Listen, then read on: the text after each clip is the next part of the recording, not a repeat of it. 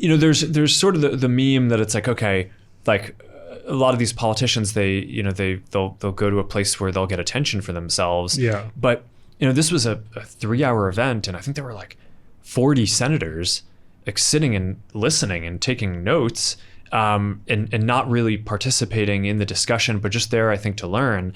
And I thought that was super interesting. Yeah. Right. In a way that I think sort of reflects pretty well on our system and the intellectual curiosity of the people who are ultimately going to be making those kind of legislative decisions. So I thought that was fascinating to see. Yeah. But no, I mean, I didn't come away, apart from, seeing their heads nod when certain people made certain points. It wasn't a time for us to really get their sense on where they are. I think it was more just they were hearing the discussion of the issues. Have you seen some of the, I don't think it's necessarily focused at you specifically, but the criticism that the tech industry is performing regulatory capture right now with AI and is essentially trying to, take the drawbridge up with them here? Are you worried about that at all? I have seen that concern, and I'm somewhat worried about it myself. I mean, look, I think that there are real concerns here. So I think that, Sure. I think a lot of these folks are truly earnest in their concerns, and I think that there is valuable stuff for the government to do.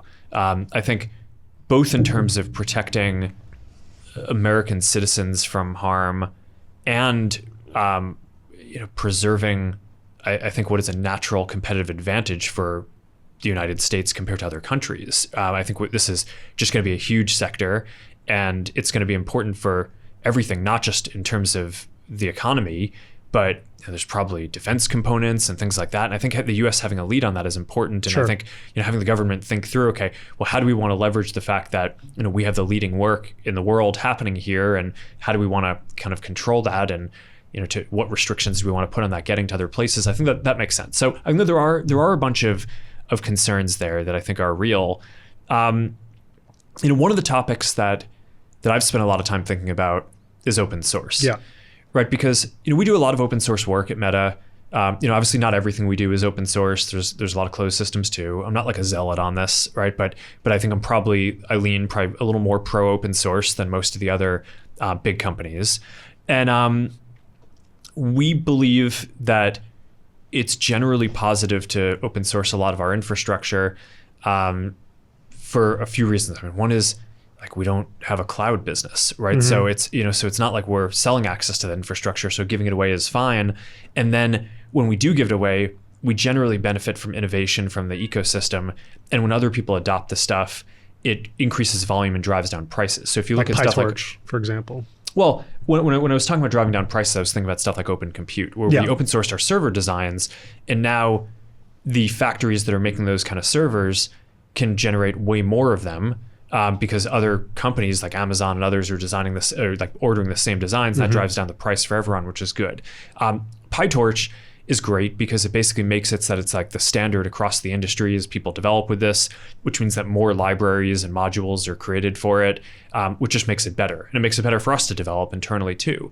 So I think that all that stuff is true and works well for open source. And also, I think it's pretty well established that open source software it's generally more secure and safer because it's just more scrutinized, right? Like when more people can see stuff, every piece of software has bugs and issues, but the more people who can look at it, the more you're gonna basically identify what those issues are and have eyes on fixing them. And then also, because there's sort of a standard that's deployed across the industry, those fixes get rolled out everywhere, which is a big advantage for safety and security. And when I think about AI safety, I think one of the big issues is if there's like a single super intelligence and it's closed and someone figures out how to exploit it, then everyone kind of gets screwed at the same time. Whereas, in an open source system, it's like, okay, people find issues, and just like your Mac or whatever gets patched, right? It's like people find the issues and then it just gets rolled out across the industry. So, so I think that's generally positive, but there's obviously this whole debate where when you open source stuff, I mean, we can build in safeguards, but if you open source something, you're not fundamentally going to be able to prevent bad guys from taking that and running with it too. So I think that there is sort of this debate around, okay, well, what's the balance of how capable do you want the models that are open source? And I think that there is a real debate there. I do sometimes get the sense that some of the folks whose business model is to basically sell access to the closed models that they're developing. I do think that they have to be careful because they are also talking their book when they're talking about dangers of open source. Right.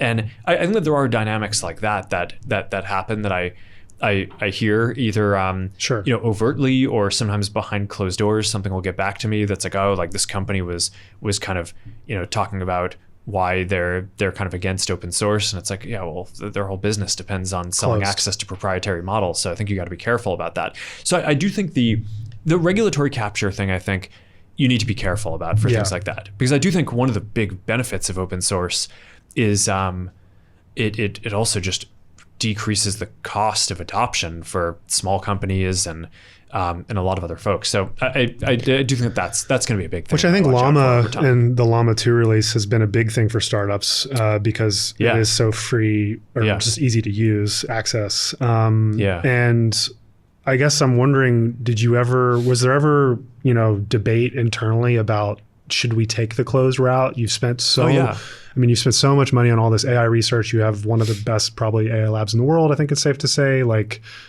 you have huge distribution. Why not keep it all to yourself? You could have done that. Yeah, the biggest arguments in favor of keeping it closed were generally not proprietary advantage.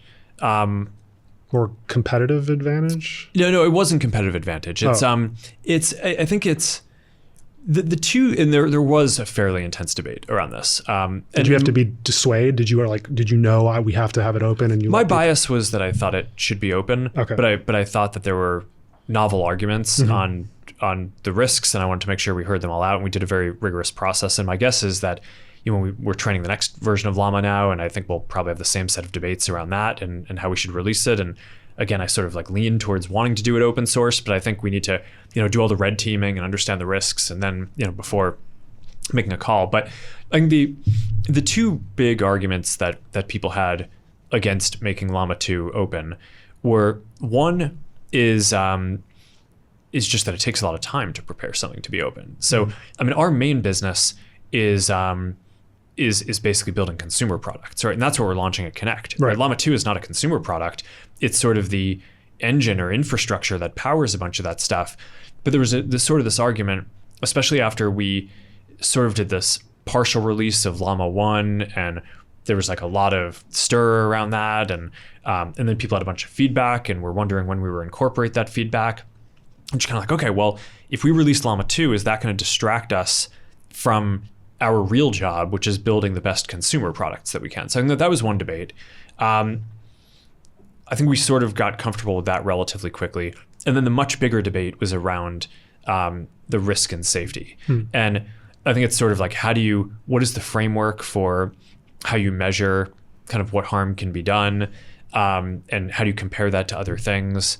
For example, someone made this point, recently, and this was actually at the Senate event. Someone made this point that's okay, well, we took Llama 2, and our engineers in just several days were able to take away the safeguards and ask it a question can you produce anthrax, and it answered.